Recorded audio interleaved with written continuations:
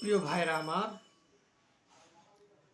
মানুষ এত কষ্ট, এত মেহনত মুজাহাদা করে, সারাদিন পরিশ্রম করে, শুধুমাত্র তার যেন রিজিকের ব্যবস্থাটা হয়ে যায়, তার জীবনের যে সংকীর্ণতা রয়েছে এটা যেন দূর হয়ে যায়। এজন্য মানুষ এত পরিশ্রম করে। এটা দুনিয়ার মানুষের একমাত্র কাম্য, যেন তার রিজিকের ব্যবস্থা হয়ে যায়, তার দুনিয়ার সংকীর্ণতা দূর হয়ে যায়। এজন্য মানুষ সকাল থেকে সন্ধ্যা পর্যন্ত রিজিকের তালাশে ছোটে। সে রিজিক তালাশ করার জন্য এত বেশি মগ্ন হয় যে মুয়াজ্জিনের আজান তার কানে আসে না,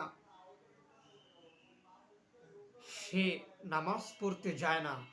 সে মনে করে নামাজ পড়তে গেলে তার অনেক সময় নষ্ট হয়ে যাবে, এই জন্য সে নামাজও পড়ে না।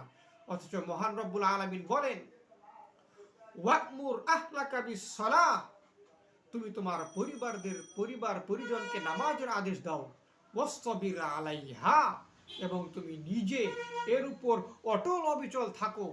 লা নাসআলুকা রিজকা, আমি তোমাদের কাছে কোনো রিজিক চাই না।